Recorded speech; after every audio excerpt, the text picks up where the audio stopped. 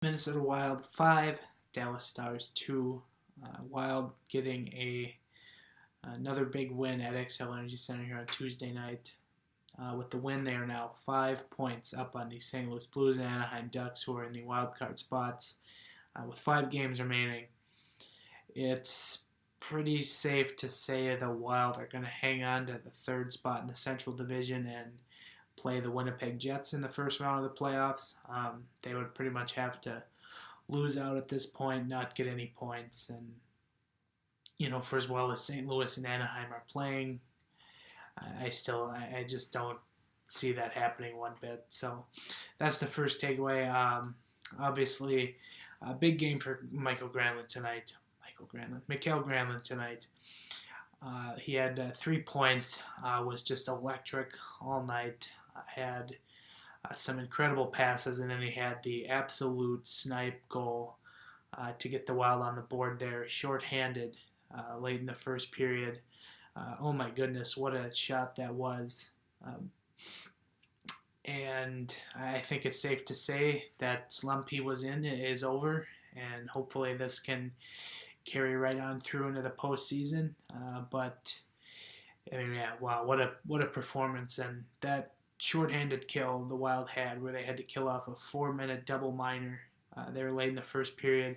Not only did they kill it off, that's where they score the tying goal. And as Bruce Boudreau said after the game, absolutely a huge turning point in the game as the Wild just about steamrolled from there on out. Matt Dumba had 4 points. I plead everyone, please, just for one game, open your mind and watch Matt Dumba play.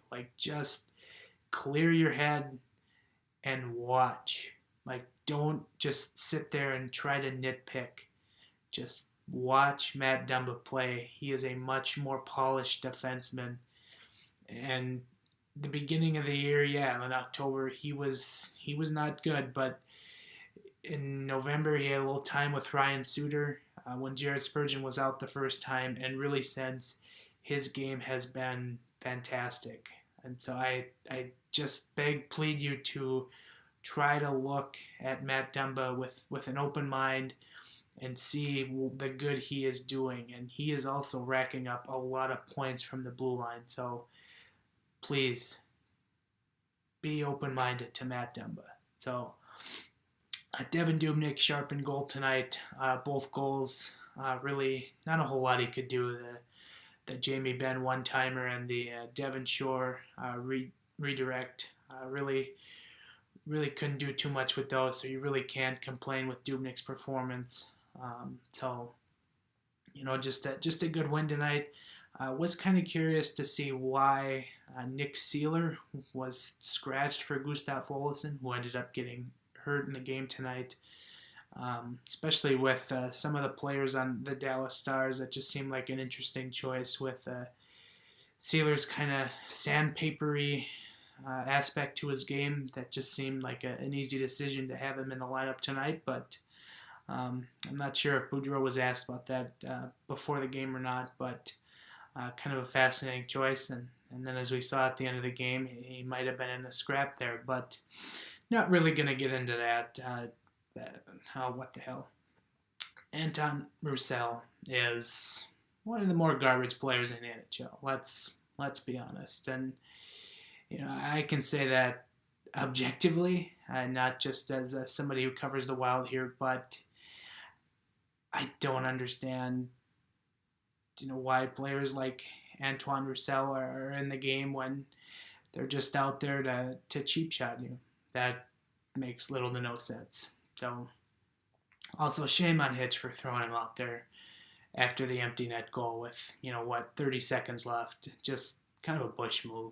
So that's what I'll say. Before we let you go, I just want to remind everyone, Saturday for the Wild Stars season finale in Dallas, Giles and the Goalie Podcast will be having a viewing party at Tin Whiskers Brew in St. Paul, Minnesota. And that is at 7 p.m. Puck drop. Come on out for some beer, and Ben and I will record a podcast for you after the game. So So yeah, check that out, and then check out the last two with Giles and the Goalie Podcast. We had one released Sunday night, and then we had one released here in the last week. We had Sarah McClellan join the podcast. Sarah, of course, of the Star Tribune, just joining them here in November. So do look for that. We will chat with you again on Saturday. Later.